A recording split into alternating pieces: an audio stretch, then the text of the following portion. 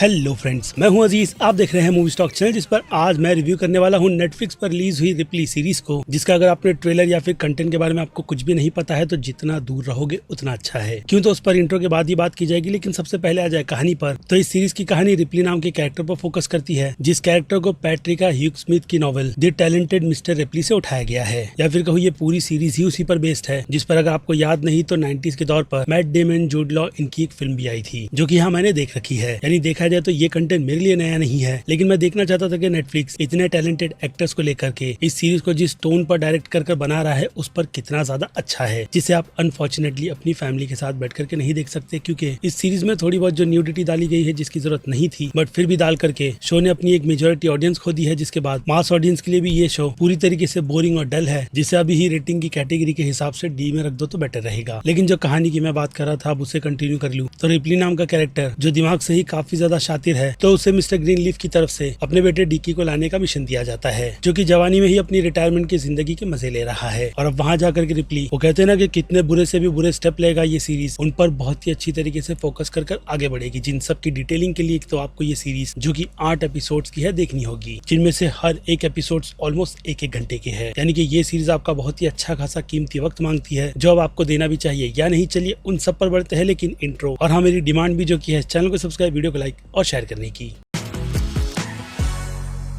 So friends, तो series के बारे में मैंने आपको बहुत कुछ ज्ञान इंट्रो के पहले ही दे दिया है, इसलिए सीधे मुद्दे की बात की जाए तो मैं इस शो से प्यार सा कर बैठा हूँ। जिस तरीके के डायरेक्शन के शो मुझे बहुत नहीं बल्कि काफी ज्यादा पसंद आते हैं, क्योंकि शो का डायरेक्शन जो पूरे टोन को ब्लैक एंड व्हाइट रखकर जिस डायरेक्शन में आगे बढ़ता है वो तो एक आर्ट ही है, जिसने मेरे दिमाग में काफी गहरी छाप छोड़ दी है। ऊपर से शो सिर्फ डायरेक्शन में ही कमाल नहीं दिखाता, बल्कि कैरेक्टर को, हाँ रिप्ली की बात कर रहा हूँ, जिस तरीके से एंड्रू स्कॉट ने प्ले किया है, भाई साहब बहुत अमेजिंग है। और सिर्फ वही नहीं बल्कि इस शो में बाकी दूसरे एक्टर्स भी अपनी परफॉर्मेंस में आपको बिल्कुल भी डिसअपॉइंट नहीं करते। जिनमें से एक कैरेक्टर जो कि डिकी नाम का है, उसे देखते वक्त आपको क्रिस्टोफर नोलन की याद आ जाएगी, यानी कि जवान क्रिस्टोफर नोलन की। ऊपर से कई साल बाद डकोटा फैनिंग को देख करके काफी ज्यादा अच्छा लगा, जो कि इस सीरीज में मार्गरेट के कैरेक्टर का रोल प्ले करती है। लेकिन मेरे मेजर डिसअपॉइंटमेंट की बात की जाए तो वो है आई थिंक फ्रेडी का कैरेक्टर, जिसे पुरानी फिल्म में फिलिप्स हॉफमैन ने निभाया था। तो वो कैरेक्टर काफी ज्यादा अमेजिंग था। और हाँ, मार्क का कैरेक्टर भी, जो कि सीरीज में मुझे नजर नहीं आया, जिसके अगर रीजन की बात की जाए तो जैसे कि मैंने कहा, फ्रेडी के कैरेक्टर में ही वो सारे के सारे एलिमेंट डाल दिए गए, जिसे हिंदी डब में किसी मर्द ने आवाज दी है, जबकि वो है लड़की। लेकिन वो कहते हैं ना कि जबरदस्ती के वोक के चक्कर में उस कैरेक्टर को लेकर के अच्छी खासी बकचोदी की गई है। और दूसरी छोटी मोटी डिसअपॉइंटमेंट की बात करें तो वो है शो की लेंथ, जो कई लोगों को बहुत नहीं बल्कि काफी ज्यादा फील करेगी। लेकिन शो को देखते वक्त मैं बिल्कुल भी बोर नहीं हुआ। अगेन इस शो के क्रिएटर की वजह से, जिन्होंने अपने शो पर पूरी तरीके से फोकस रखते हुए इस शो को भले से ही लंबा क्यों ना बनाया हो, लेकिन फिर से कहूंगा कि प्रेजेंटेशन बहुत तगड़ी है, जो कहीं ना कहीं इस ड्रामे में जान डाले रखता है। यानी जितनी ज्यादा डिटेल उस पुरानी फिल्म में नहीं थी, ये सीरीज उन सबको काफी ज्यादा डीप में एनालाइज करती है। और हाँ, शो ने अपना परफेक्ट पैकअप भी किया है, जिसके चलते आपको इसका टेंशन नहीं लेना कि इसका दूसरा सीजन भी आएगा या नहीं, क्योंकि परफेक्ट एंड है, जो कि मैं नहीं चाहता कि नेटफ्लिक्स वाले आगे बढ़ा करके यानी कि जबरदस्ती का सीजन 2 भी बनाएं। और शो में हाँ जो टाइम पीरियड रखा गया है, मुझे लगता है कि उसे और थोड़ा पीछे कर देते तो वो कैमरे वाली बात ही निकल जाती, तब जाकर ये शो और भी काफी ज्यादा बिलीवेबल लग जाता, जो कि उस केस में बिल्कुल भी नहीं लगता। और ऊपर से दाढ़ी मूछ लगा करके पुलिस वाले के सामने बिठा देना और वो बंदा नहीं पहचान रहा, भाई जोक लग रहा था, जहाँ पर इस शो ने कहीं ना कहीं मेरे ध्यान को थोड़ा सा ऑफ कर दिया था। यानी कि उस पार्ट को देखते वक्त मैं यही कह रहा था कि भाई साहब क्या मजाक चल रहा है, और ऐसा लगा था कि सच में पुलिस वाला कोई नाटक कर रहा है। लेकिन सच में इस तरीके का मजाक करोगे यार, अच्छा शो बना करके तो बुरा लगता है। बाकी हाँ, हिंदी डबिंग तो अमेजिंग है ही, जिसमें कुछ इटालियन और रोमन वर्ड्स को वैसे ही रखा गया है, जो कि आपको इतना भी ज्यादा इरिटेट नहीं करेगी, क्योंकि मेजॉरिटी शो मैं कहूंगा आई थिंक 85% हिंदी में ही है। बाकी जिन्हें फिल्म मेकिंग सीखनी है तो भाई आज की तारीख में ये सीरीज उसके लिए बहुत ही अच्छा स्केल सेट कर देगी, जो कि अगेन अपने उस टाइम पीरियड के साथ में बहुत ज्यादा ऑनेस्ट होता है। इतना कि उस टाइम में जिस तरीके की सिचुएशन और रिप्ली का कैरेक्टर जो कुछ भी स्टेप लेता है, वो पूरी तरीके से हमें कन्विंस कर देता है, जिसकी अब मुझे लगता है और थोड़ी ज्यादा बात इसकी रेटिंग के टाइम पर कर ले तो और बेटर रहेगा। इसलिए शुरुआत करें एक्शन की तो 5 में से आधा स्टार, जो कि इस शो में बहुत ही ज्यादा लिमिटेड है। जिससे हटकर आ जाए कॉमेडी पर तो कॉमेडी भी सीधे सीधे आधा स्टार ही लेगा, जिस शो का पूरा फोकस अपने थ्रिल और ऑब्वियसली वर्ल्ड बिल्डिंग के साथ साथ अपनी स्टोरी पर था, जो कि मेरी नजर में इस काफी अच्छे ट्रैक पर बढ़े हुए शो को 5 में से कहीं ना कहीं 4 स्टार की कैटेगरी मिलाकर रखती है। जिसके बाद बात की जाए शो के सस्पेंस की, तो पुरानी फिल्म देखने के बाद भी इस शो में उन चीजों को जिस तरीके से अलग अलग लेवल पर ला करके जो प्रेजेंट किया गया है वो तो सरप्राइज पैकेज बनता ही है। ऊपर से एक्टर्स उन सारी सिचुएशन को फील करवाते हैं। अगेन लीड एक्टर की बात कर रहा हूँ, जिन्हें ध्यान में रखकर सस्पेंस की ये कैटेगरी मेरी नजर में 5 में से 3.5 स्टार लेगी, क्योंकि जो कुछ भी रिप्ली का कैरेक्टर सोचता है उसके बाद वो आगे क्या करेगा, यानी कि उसके मूव्स क्या होंगे और बुरी से बुरी सिचुएशन में फंसने के बाद रिप्ली का अगला मूव क्या होगा, वो तो डेफिनेटली एक सस्पेंस का समा बांधता ही है। इसलिए रेटिंग की कैटेगरी 3.5 स्टार की है। जिनसे हटकर अब सीधे बात की जाए शो के हॉरर थ्रिल की, तो शो में हॉरर बिल्कुल भी नहीं है, लेकिन हाँ थ्रिल का लेवल इतना ज्यादा था कि इस शो को देख करके मैं डर रहा था। खास करके रिप्ली के कैरेक्टर की जो लोनलीनेस थी वो मुझे बहुत ही ज्यादा घर कर गई, और जिस तरीके के स्टेप वो ले रहा था उससे उसकी फटे ना फटे लेकिन मेरी तो फट रही थी, क्योंकि ये शो खत्म होने के बाद भी मेरे दिमाग में, जैसे कि मैंने कहा, एक अच्छा खासा इम्पैक्ट डालकर जाता है। जिसे ध्यान में रखकर इस शो को थ्रिल की इस कैटेगरी में याद रहे ड्रामा शो है, तो उन्हीं का बैलेंस बनाते हुए थ्रिलर की ये कैटेगरी 5 में से 4 स्टार लेगी। और फिर बात की जाए मास ऑडियंस की, तो मास ऑडियंस के बारे में मैं आपको ऑलरेडी बता चुका हूँ, इसलिए उनकी डी की कैटेगरी से मूव ऑन करते हुए बात की जाए क्रिटिक्स की, तो क्रिटिक्स को भी ये शो अच्छा ही लगेगा, यानी उनकी नजर में ये शो कहीं ना कहीं A- की कैटेगरी डिजर्व करता है। तो मैं इस शो को, भले से ही नेटफ्लिक्स वालों ने कितनी भी ज्यादा गलतियां क्यों ना की हो, जिसमें डेफिनेटली ज्यादातर तो मेजोरिटी ऑडियंस लेंथ की ही बात करेगी, जो कि मैंने आपको पहले ही बता दिया है कि मुझे फील नहीं हुई, तो मैं इस शो को एक ही कैटेगरी में रखूंगा। जिन सब पर मैंने अपना ओपिनियन आपको बहुत ही अच्छे से एक्सप्लेन किया है। बाकी अब बनती है आपकी राय रिप्ली शो से रिलेटेड, जो कि आप मुझे कमेंट में लिख करके बता सकते हो। इसके अलावा मैं हूँ Aziz movie stock channel, like share subscribe भूलना मत। मिलूंगा जल्दी दूसरी किसी वीडियो में। Till then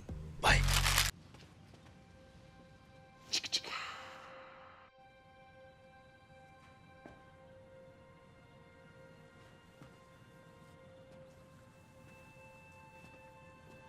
You're still here. It's over. Go home.